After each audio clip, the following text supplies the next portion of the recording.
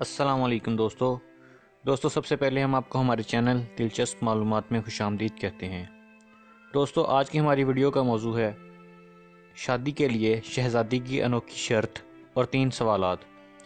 دوستو یہ ایک ایسی شہزادی کی کہانی ہے جس نے یہ شرط رکھی کہ میں جو بھی لڑکا مجھ سے شادی کرنا چاہتا ہے میں اس سے 3 سوالات پوچھوں گی، اگر اس نے تینوں سوالات کے درست جواب دے دیے تو میں اس سے شادی کروں گی۔ دوستو یہ کہانی ہے ایران کے ایک بادشاہ کی بیٹی کی۔ یہ بادشاہ ان دنوں بہت پریشان تھا، یوں تو ہر طرف خوشحالی کا دور تھا، مگر بادشاہ کی پریشانی کی وجہ اس کی اکلوتی بیٹی شہزادی ثنا تھی۔ ہر باپ کی طرح بادشاہ بھی اپنی بیٹی کی شادی کر کے اپنا فرض ادا کرنا چاہتا تھا، لیکن شہزادی ثنا نے بھی عجیب اعلان کر رکھا تھا کہ جو شخص اس کے سوالوں کے جواب درست دے گا وہ اس سے شادی کرے گی۔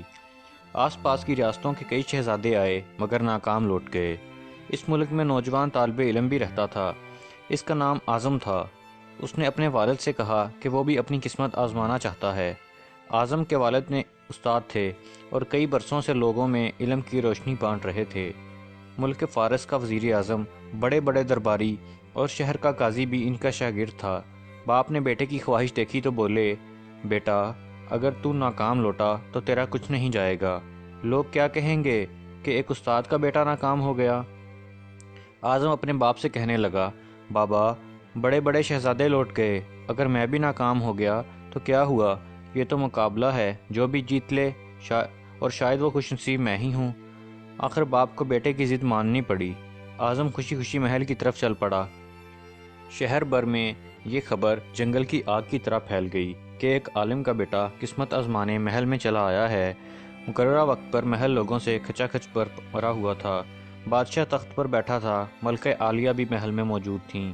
وزیر، امیر، درباری اور عوام الناس سب دربار میں موجود تھے۔ آخر شہزادی نے اپنا پہلا سوال کر ڈالا۔ اس نے شہادت کی انگلی فضا میں بلند کی۔ اعظم نے کچھ دیر توقف کیا اور پھر شہادت والی انگلی کے ساتھ والی انگلی بھی فضا میں بلند کی۔ یہ دیکھ کر شہزادی مسکرا اٹھی اور ملکہ عالیہ بولی، شاباش اے نوجوان، تم پہلا مرحلہ کامیابی سے طے کر گئے ہو۔ دوسرے سوال کے لیے شہزادی کرسی سے اٹھی اور ہاتھ میں تلوار لے کر ہوا میں چلانے لگی۔ کچھ دیر بعد وہ دوبارہ اپنی نشست پر آ کر بیٹھ گئی۔ بادشاہ سمیت ہر درباری کی نظر اعظم پر تھی۔ اعظم کھڑا ہوا اور اپنی جیب سے قلم نکال کر فضا میں بلند کر دیا، شاباش اے نوجوان، ہم خوش ہوئے، یہ جواب بھی درست ہے۔ ملکہ عالیہ کی آواز دربار میں ابھری، اس کے ساتھ دربار مبارک ہو کی آواز سے گونج اٹھا۔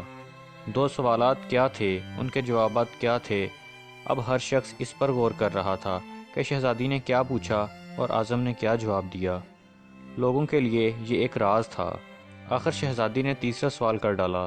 وہ تیزی سے سیڑھیاں اتری اور تیزی سے سیڑھیاں چڑھ کر دوبارہ اپنی نشست پر بیٹھ گئی۔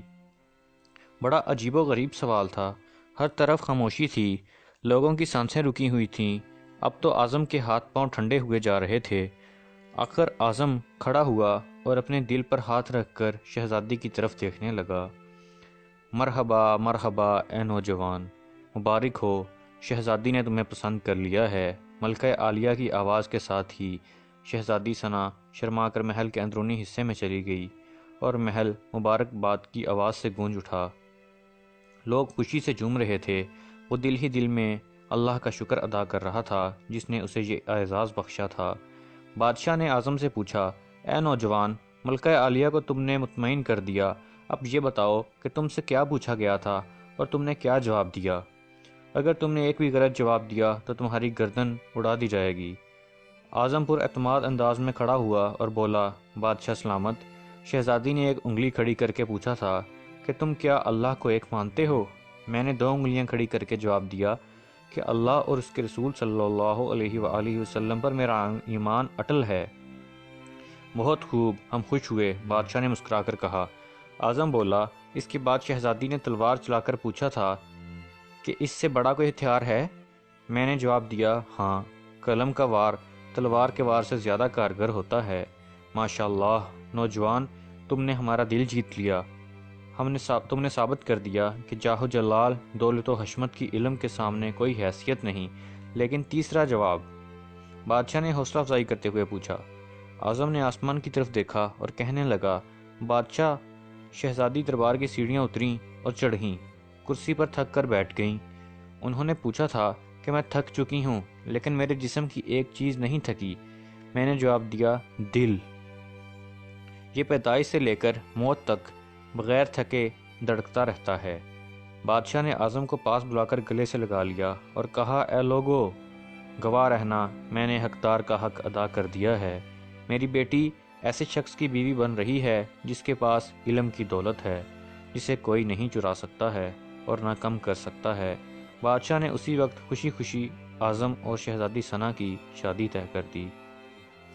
دوستو، امید کرتا ہوں کہ آپ کو یہ کہانی پسند آئی ہوگی، اور اگر ابھی تک آپ لوگوں نے ہمارے چینل کو سبسکرائب نہیں کیا ہے تو سبسکرائب ضرور کیجئے، ویڈیوز کو لائک، کمنٹ اور شیئر بھی ضرور کیجئے۔ اگلی ویڈیو تک کے لیے خدا حافظ۔